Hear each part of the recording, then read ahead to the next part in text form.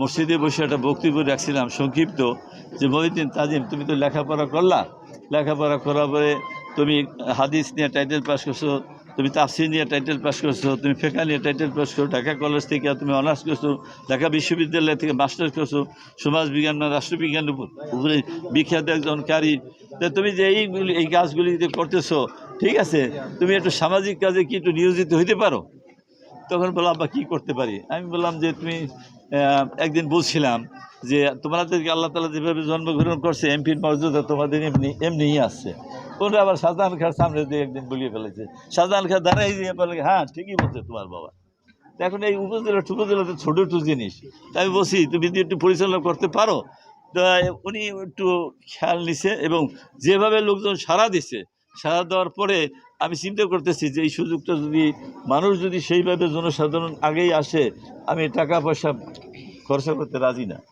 কি কোনো জোয়ার যদি আল্লাহর তরফে দিকে জোয়ার এসেই যায়, কেউ বাধা দিয়ে রাখতে পারবে না। মাদারীপুরে ইটের কুলে আমি কয়েকটা প্রোগ্রাম করেছি, এখানে ইংরেজিতে বক্তব্য দিয়েছি, হিন্দিতে বক্তব্য দিয়েছি, এবং সেখানে কিন্তু সর্বস্তরের ওলামা একরাম, চণ্ডীবর্তী বিশ্বাস হইতে এখানে মনে করেন জামাত বলেন, যত জায়গার আছে, আওয়ামী লীগ বলেন, বিএনপি বলেন, মাদারীপুরের সর্বস্তরের আমার সাথে সুসম্পর্ক আছে, কারণ সর্বস্তরের ওলামা একরাম ছিলেন, এবং তারা আমার বক্তব্য দেখে তারা অনেকভাবেই আমাকে বিভিন্ন দলে নিতে চেয়েছিলেন। কিন্তু আমরা একটা কথাই বলেছি, আমরা আল্লাহর সন্তান, আমরা কোনো দলের মধ্যে রাজনীতি করব না, এই একটা বিষয়। আপনারা জেনে থাকবেন চণ্ডীবর্তী বিশ্বাস যখন নির্বাচন করেছেন, আমাদের এখানে এসেছেন, দরবার দেখা সাক্ষাৎ করেছেন।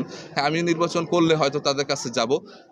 আমি সকল ওলামা একরাম, ওই যে চরমনায় লোকমান জাফরি আছে, হুজুরদের মধ্যে যে একটা দ্বন্দ্ব বা প্রতিহিংসা, এটা থেকে আমি দূরে থাকতে চাই।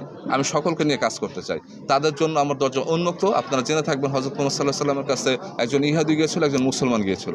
তার রায়টা কিন্তু ইহুদির পক্ষে দিয়েছিল, কারণ সে ছিল রাইট।